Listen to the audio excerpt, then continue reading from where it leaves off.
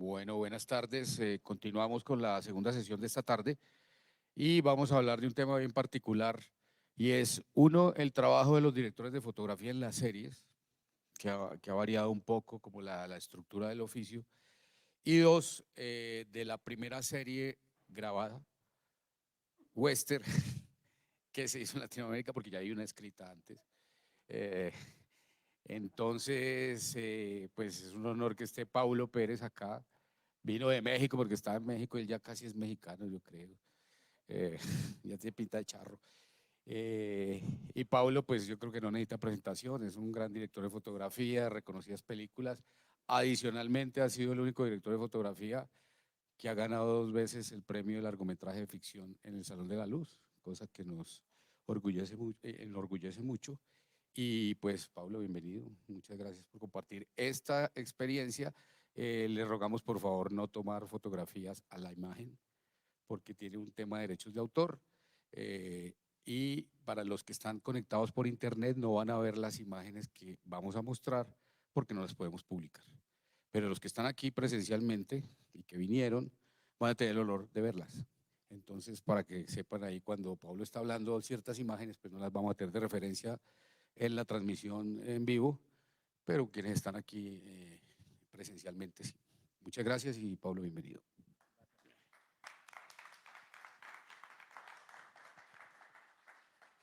Bueno, gracias por venir. Mm, bueno, este es un proyecto justo después de Frontera Verde, el escritor de Frontera Verde, que es Mauricio Leiva, y Diego Ramírez Schremp, que es uno de los socios de Dynamo y productor ejecutivo de Dynamo, me invitaron a hacer esta serie. Ellos desde hace rato venían pensando la idea. Es un personaje que se llama Joaquín Murrieta, que supuestamente existió en 1850. eh, eh, es, es la leyenda de él y es un personaje que comandaba parte del ejército mexicano en la guerra con Estados Unidos, donde ellos perdieron más de la mitad de su territorio. eh, eh, y específicamente la historia se sucede en California cuando pierden California. Eh, para mí es muy interesante el poder afrontar proyectos donde yo pueda aprender y sobre todo donde pueda aprender historia. Entonces lo que pasa normalmente en estos proyectos es que me hace ponerme a estudiar y estudiar historia, que es lo que más me gusta. Entonces,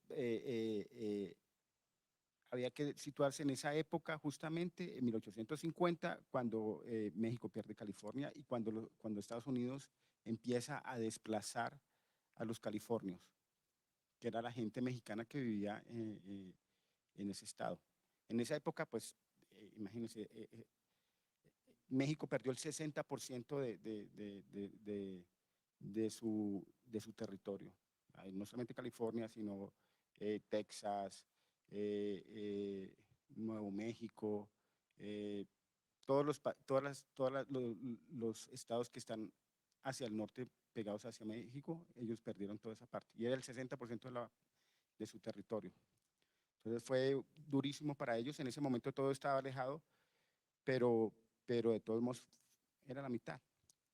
Eh, lo interesante de este proyecto también, y que me remite a los otros proyectos en que yo he trabajado, que siempre es como que me encanta, porque además siempre es como que va y vuelve esos mismos temas que estamos tratando otra vez, el tema de territorio, el tema de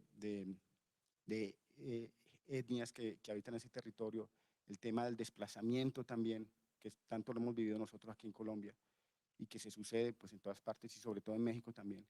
El tema de la minería y del acabar con las fuentes, eh, las fuentes, sacarle todo a la tierra, ¿no? Y eso lo vimos en Chocó, lo vimos también en parte en Frontera Verde y ahora en este otro proyecto que es en la cabeza de Joaquín Murrieta. Mm, lógicamente, pues tuvimos historiadores, tuvimos acercamientos también a las etnias que habían allá, porque hubo un exterminio de esas etnias. Entonces decidimos trabajar también, se hizo una investigación también como Frontera Verde un poco, sobre estas comunidades. Tuvimos historiadores que nos acercaron también al tema, nos contaron también las costumbres. Se hizo una investigación gigantesca sobre el vestuario también de la época, del color también de todo eso. Y, y, y de todos modos es una historia de ficción basada en algo de la realidad. No se sabe si el personaje existió o no existió. En Estados Unidos se hablaba de que Murrieta era uno de los 5 bandoleros más buscados en Estados Unidos. O sea, sí existió el tipo de alguna manera. Y en él se basaron para hacer el Zorro. Lo que pasa es que el Zorro, el autor del Zorro lo puso en la época colonia, pero en realidad él estaba justamente después de la guerra con Estados Unidos y del desplazamiento de la gente de California. Este personaje tenía su característica de, al él abandonar a su ejército, él es un desertor y siendo su comandante, abandona ese ejército y todo después de un tiempo de estar dando vueltas por todo el territorio, decide empezar a robar para ir hasta donde cada uno de sus hombres que él abandonó y dejarles dinero. Esa básicamente es la historia y todo su devenir pues por el territorio. Tiene otro personaje que lo acompaña también que se llama Adela Chang, que la van a ver ahorita en algunas fotos de pronto. Y ellos son los 2 protagonistas. Y paralelamente hay otro personaje que se llama Carrillo, Joaquín Carrillo, que es un campesino que le desplazan a su familia, se le asesinan, y estos 2 personajes se encuentran en el camino, ¿no? No les cuento más porque no les daño la serie. Bueno, entonces, básicamente lo que nosotros hablamos y lo que nosotros queríamos era hacer un western desde el lado latinoamericano, o sea, contar la historia. Siempre estos westerns se han contado desde el lado norteamericano, o sea, siempre cuentan ellos su historia. Nosotros nunca hemos podido contar nuestra historia, y sobre todo en esa región. Pues yo soy colombiano, pero de todos modos, pues somos latinoamericanos todos. Entonces, la historia, queríamos contar un western desde acá, desde el lado latinoamericano, desde el lado mexicano, y contar todo lo que sucedió y ver también la otra cara de la moneda, ver también las víctimas también de todo eso que sucedió. Y la tragedia también humana y la tragedia del desplazamiento. Cuando yo me plantean hacer la serie, me proponen que lleve una compañera a hacer la otra. Yo hice los primeros 4 capítulos y del 5 al 8 había que llevar otra persona. Me presentaron varias personas mexicanas porque ya también quería que más gente mexicana se vinculara al proyecto, porque Dínamo de todos modos es colombiano, pero pues estamos contando una historia mexicana. Y yo escogí a Jimena Mann, que es una gran directora de fotografía mexicana, súper talentosa y que también tiene muy buena experiencia. Y con ella hicimos equipo. Y, pues lógicamente hay que armar una Biblia y hay que armar un book para poderlo también presentárselo a Amazon. Es una serie para Amazon Prime. Y lógicamente con los 2 directores, teníamos 2 directores, uno David Pablos, que trabajó conmigo. David Pablos hizo Las Elegidas, hizo El Baile de los 41 y pues tiene también una trayectoria en documental. Nunca había hecho series, entonces también fue toda una aventura para él. Y el otro director es Humberto Hinojosa, que trabaja con Jimena. Humberto ya tenía una trayectoria más en series, en películas, y ellos hicieron como la segunda parte pues, de la serie. Voy a mostrarles un poco en qué nos basamos nosotros para estas referencias. Lógicamente es época, pues yo siempre he sido fan un poco de la luz natural y de los espacios. Sobre todo volvemos aquí a lo de los espacios, lo del territorio que es tan importante y lo de la luz natural. Lo que pasa es que ya trabajando en México es diferente porque pues nosotros vivimos en la zona ecuatorial y pues nosotros tenemos luces de 6 a 6. Allá podemos tener luces desde 6 a, perdón, de 6:30, 7 a 8 de la noche, un poquito más, dependiendo también en la época en que filmemos. Ay, ¿esto qué le pasó? ¿Se fue otra vez? Ahí volvió. Bueno, voy a mostrarles un poquito la investigación. Esto lo hicimos con Jimena. Nos basamos también un poco. ¿Podemos apagar esa luz, por favor?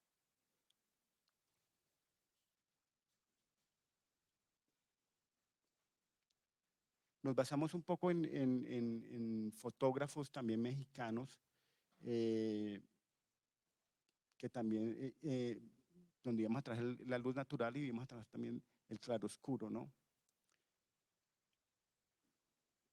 También los espacios. Hay mucha referencia también ¿cómo se llama? El gran director de Figueroa, ¿no?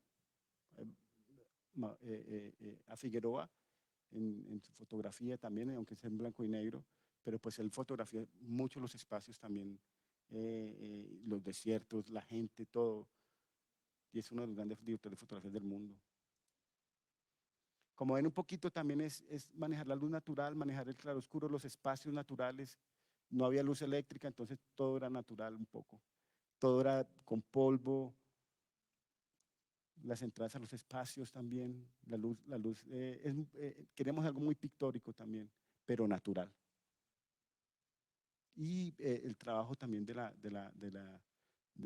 luz natural, de las velas, de cómo se iluminaba en esa época, ¿no?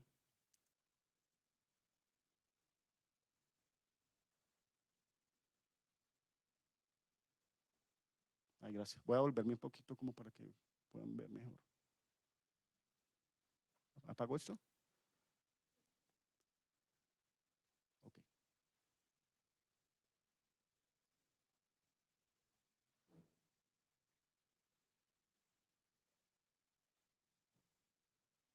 Este era como nuestra referencia personal un poco para poder luego entrar y presentarle todo esto a Amazon, ¿no? El trabajo de las sombras también, que era muy importante, la composición. Ahora un poco les voy a hablar del formato también. Estas son películas de Figueroa, ¿no? Y del Indio Fernández.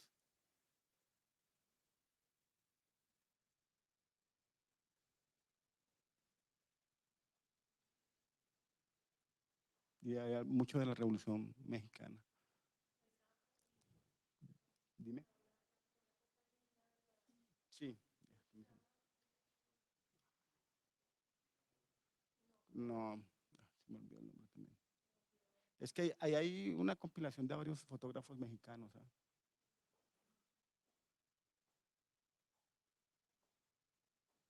Y bueno, combinado también con películas más modernas, que ahorita les voy a mostrar algo de las películas también en las cuales nos basamos para poder trabajar. La luz y la textura un poco. Hicimos la luz natural otra vez. Las texturas la textura también era muy, muy importante. El trabajo con la dirección de arte también estuvo muy cercano. El color también.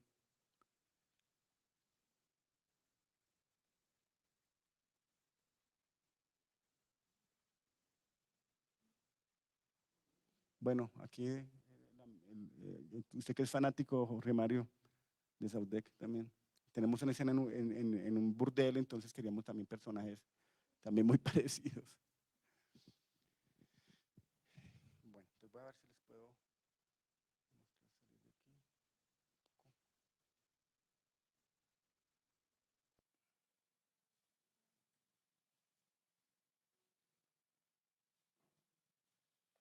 Bueno, estas son las especificaciones técnicas de la cámara. Nosotros decidimos trabajar con la Alexa Mini LF Full Frame. Esto fue toda una pelea también.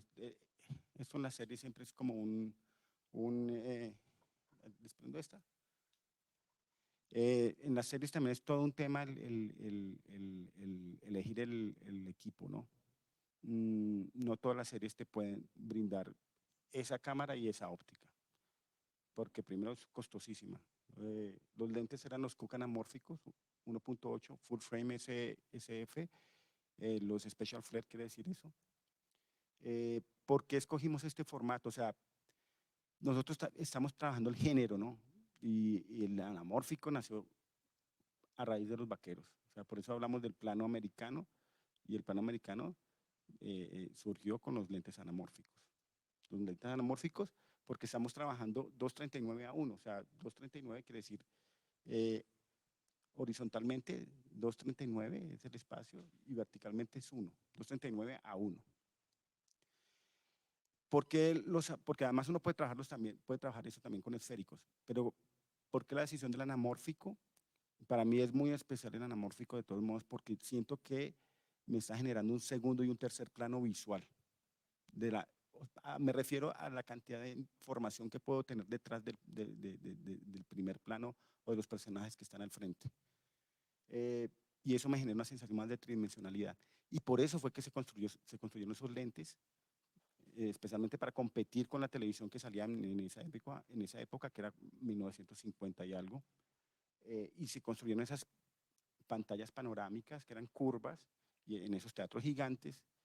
Y lo que se hacía era que se filmaba en anamórficos y se desanamorfizaba en los proyectores. Entonces, pues la imagen salía totalmente horizontal, con la parte vertical, entonces tú podías ver casi, no totalmente cerrándolo con el ángulo de visión de tus ojos, pero sí muy cercano, ¿no? Entonces la sensación de estar ahí era lo que generaba el éxito de ese formato. Y yo creo que de todos modos sí sigue funcionando bastante, aunque las pantallas ahorita son más pequeñas, ¿no? Entonces esa fue y porque de todos modos estamos trabajando, vuelvo otra vez al tema del territorio y otra vez al tema de la tierra, o sea, todo el tiempo estamos con la tierra. Esta es una pelea por la tierra y es un tema del desplazamiento de la gente. Están desplazando a la gente, están sacando a la gente de su territorio, están sacando a la gente que es propia del territorio. Entonces, por eso el paisaje es otro personaje de la historia. Esto es algo también que venía yo trabajando desde los viajes del viento también con Ciro Guerra un poco, y es parte también de ese planteamiento. Entonces, como que no hay como, bueno, yo lo veo un poco como mi trabajo también, o sea, mi trabajo también viene de ahí, o sea, uno es la compilación de todos sus trabajos o de todo lo que ha hecho en su carrera, ¿no? Entonces, de alguna manera, su último trabajo es como el resumen de todo eso. Bueno, este es el espacio de color, Faces, el color en set, los LUTs, HDR, yo ya soy fanático del HDR, ya lo amo, pero es que uno se da cuenta del HDR realmente es en la postproducción, cuando vas a trabajar todo el tema de la corrección de color. Y eso sí, ahorita si quieren hablamos un poco más de eso, pero realmente donde lo ves y donde realmente le sacas el jugo. Porque de todos modos sí tienes una profundidad, tienes un ratio de contraste grandísimo, tienes información en las bajas y con esta cámara tienes mucha información en las altas. Ayer si ustedes oyeron la charla de Larry, pues tiene que ver mucho con eso. Pero también tiene que ver con la combinación con los lentes son muy suaves y lo que yo tampoco, yo quería una imagen también cinematográfica, yo no quería una imagen dura, sharp, nada de eso. Yo quería una imagen cinematográfica. Entonces por eso escogí esa combinación de lentes. Les voy a mostrar ahorita me gustaría mostrarle más. Perdónenme un segundito.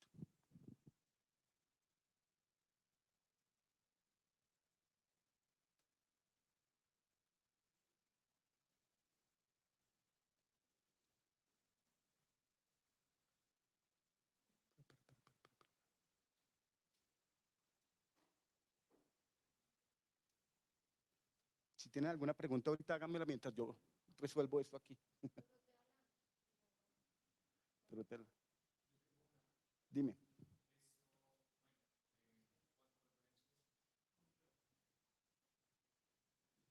Dime. ¿Cómo hago para pasar acá?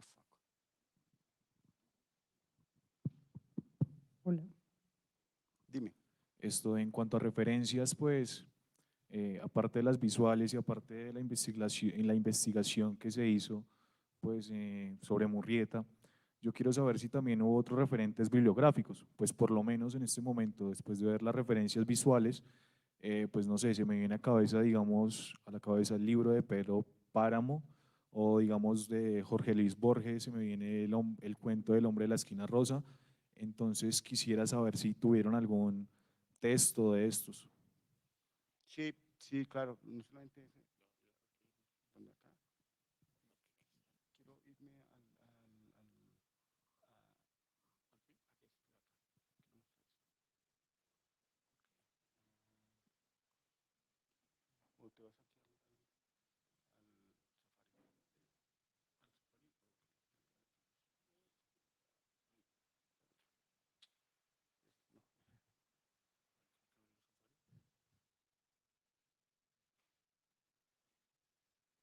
pero no lo trae, pero no puedo meterme hasta allá. Bueno, ¿me ayudas? ¿Me ayudas en eso? Bueno, sí, hubo una cantidad de textos. Lo que pasa es que esto es un trabajo de muchos años, un trabajo de escritura como de 3 años. Y hubo una cantidad de referentes también. Ellos lo que hicieron también fue crear una historia donde no había una historia. O sea, fueron tomando diferentes, diferentes referentes, no solamente de boca a boca, sino literarios también. Pero se construyó el personaje, a eso me refiero. O sea, esto es ficción total. O sea, está basado también en algo de la leyenda del personaje, inclusive Neruda tiene un poema sobre Murrieta, porque en algún momento se decía que Murrieta era chileno, cosa que no, los mexicanos dicen que no. Entonces, hay una canción de Murrieta, hay un poema de Murrieta que Violeta, que la negra, la argentina, Mercedes Sosa, lo canta y habla sobre Murrieta y de la venganza de Murrieta.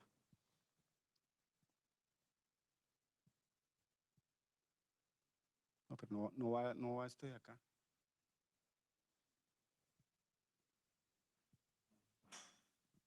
O sea que en ese orden de ideas, Murrieta es la convergencia de todos estos bandidos latinoamericanos, digámoslo así. Tal vez porque, digamos, tomando así en cuenta, digamos, los relatos orales acá en Colombia, se me viene a la mente en este momento, digamos, hacer la analogía con, digamos, la gallina de los huevos de oro, a una historia así tan sencilla. Como que cada departamento ha tomado la historia y como que la ha adecuado como a su cultura, ¿no? Digamos, a sus prácticas.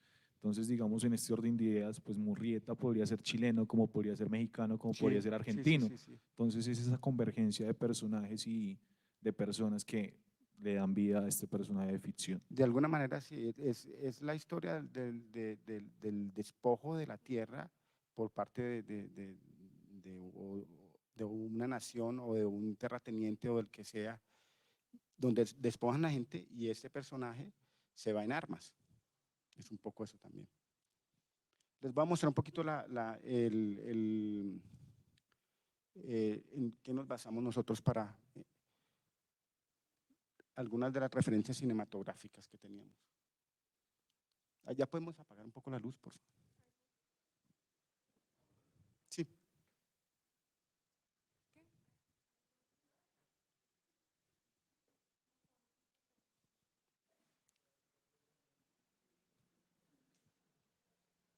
Vale, creo que. Bueno, nuestros referentes básicamente tomamos varias películas. Como no había luz, alumbrado ni nada, básicamente siempre nuestras fuentes o era la luna o era el fuego, que es tan difícil también de creer a veces en la ficción. No se ve nada en esta pantalla.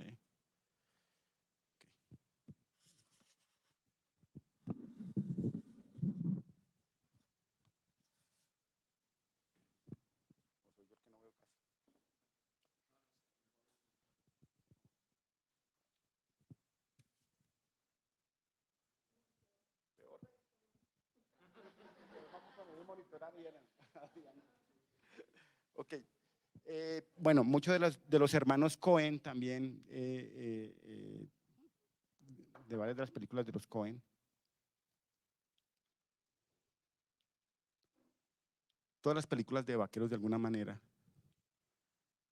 Pero estamos combinando también cosas modernas, mucho de Revenant también está.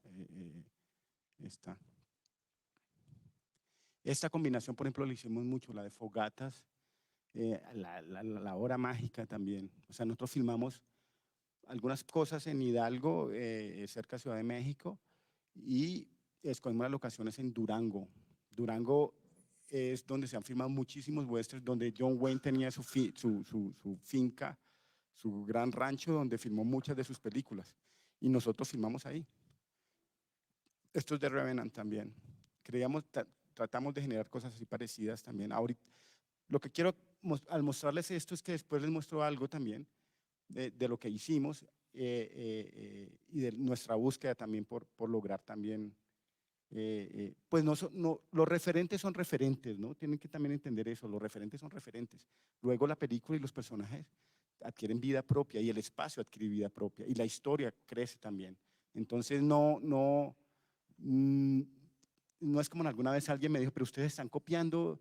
No, no estamos copiando absolutamente nada. Tenemos unos referentes para marcar también algo que queremos hacer, pero no nos vamos a basar simplemente en eso, porque es que de todos modos una película o una serie se construye día a día y con todo el mundo, ¿no?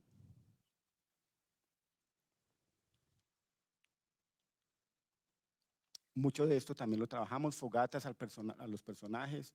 Esto es algo también que yo vengo haciendo desde Frontera Verde, también de trabajar fuentes muy naturales, muchos contrastes también así. Y la luz natural, que no se note casi nada la luz exterior, pues. Estos de otras películas, inclusive esta creo que 007 no tenía nada que ver con western, pero pues tenemos una escena así muy parecida de una balacera en un interior.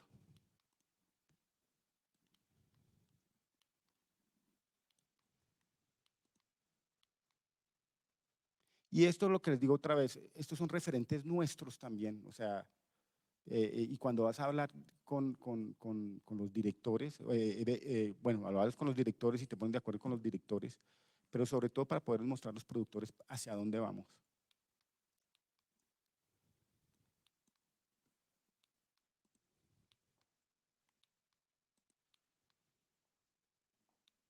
Esto es de una película, en esta película fue uno de nuestros grandes referentes, es The Proposition, es una película australiana, no me acuerdo el nombre del director, pero me acuerdo mucho que Nick Cave fue el que escribió el guión, y mucho de la música de Nick Cave está ahí.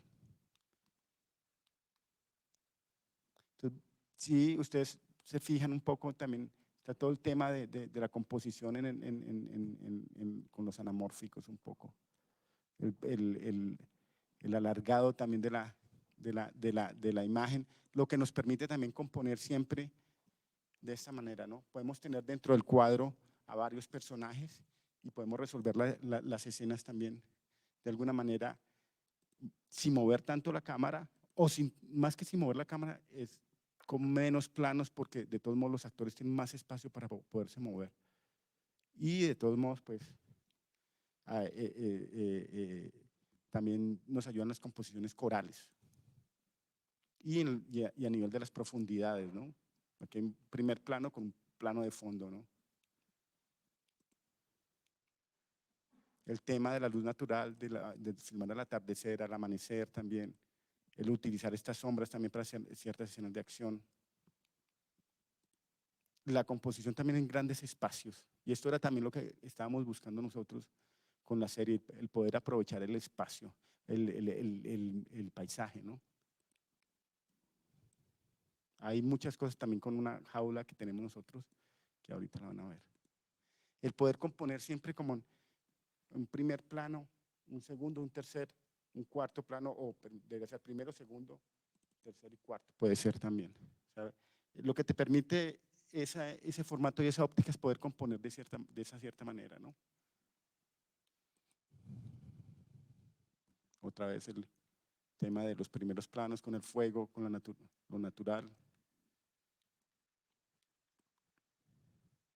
Hay una escena también que tenemos distorsionada en un espacio así también. O sea, esto es la combinación de varias películas también.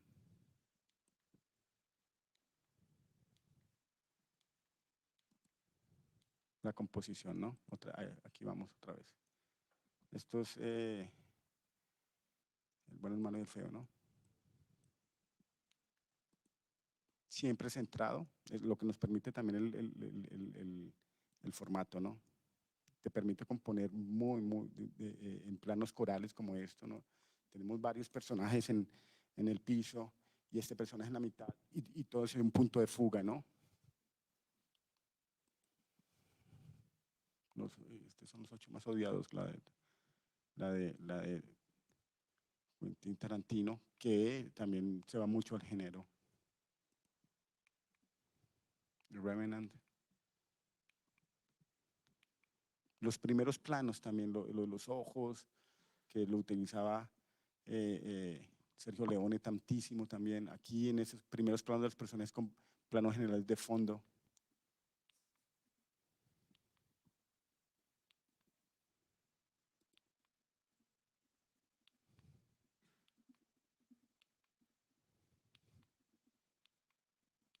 Bueno, hicimos toda la investigación un poco sobre todas esas composiciones corales, ¿no? Esas eran de 2 personajes, estas de varios personajes.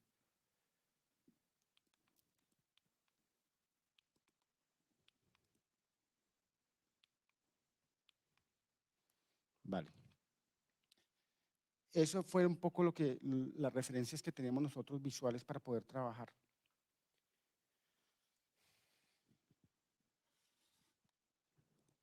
Lógicamente no es lo que nosotros todo el tiempo pues lo teníamos, lo presentamos de esa manera.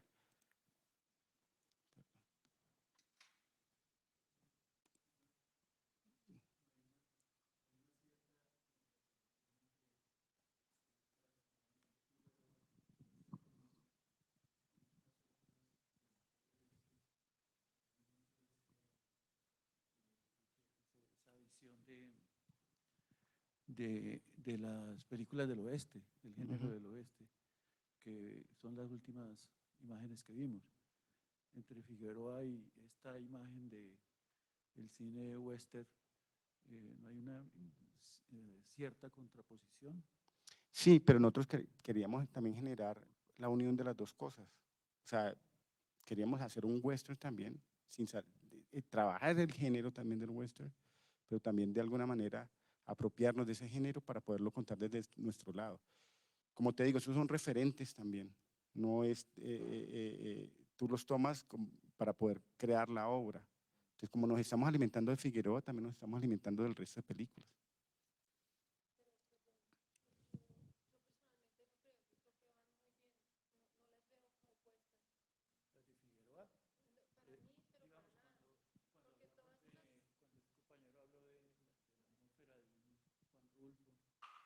Sí, hasta cierto punto pudiera uno hablar de cierta atmósfera, es muy distinto, pero ahí estaría Que Viva México, ¿sí?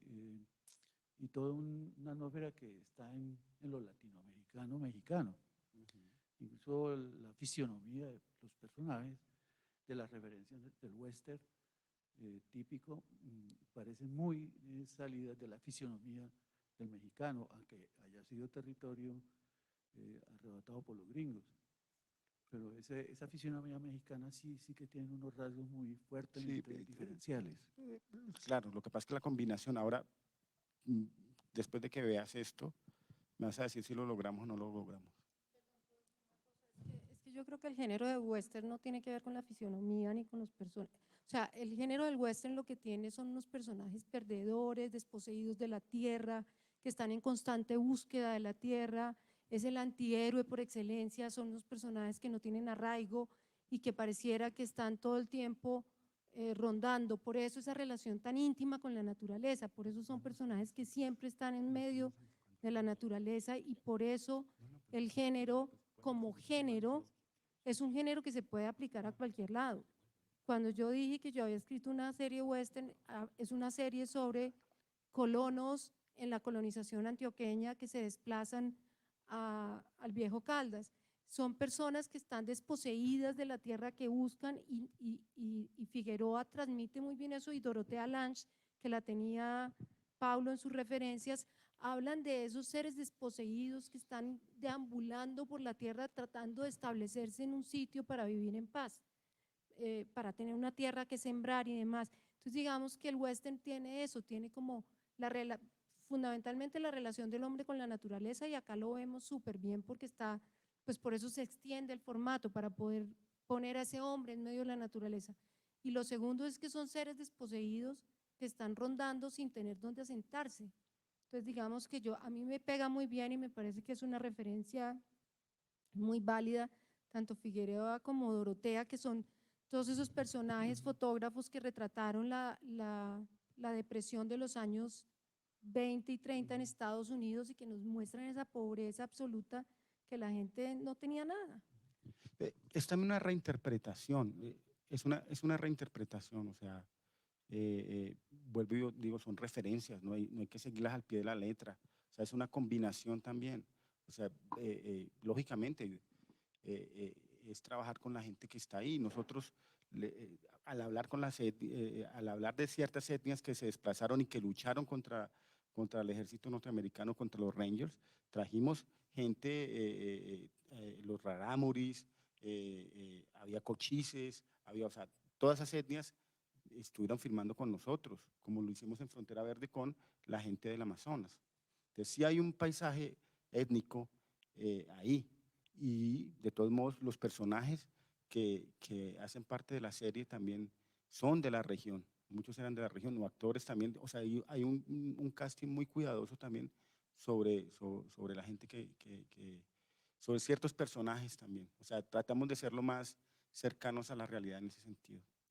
Hubo un casting muy interesante de eso. Sí, logré irme con esa cámara, fue muy complicado, inclusive salió uno de los productores, bueno, no hablar de eso, pero pues fue de lo más costoso o sea, la serie era ya costosa, o sea, filmar un western es costoso, porque es época, porque es con animales, porque es en lugares lejanos donde podíamos nosotros crear esa época y donde podíamos filmarla, donde no hubiera intervención moderna, a eso me refiero. Porque de todos modos sí cuando la hubo nos tocaba borrar cosas y pues entra VFX y eso, ya se suman los costos. Igual de todos modos para hacer una serie, o sea, no, si esto lo hubieran hecho en Estados Unidos hubiera valido muchísimo más de lo que valió acá. Bueno, les voy a mostrar un poco también más del trabajo. Ya vieron, sí, ya vieron referentes un poco, ahora les voy a mostrar lo que hicimos.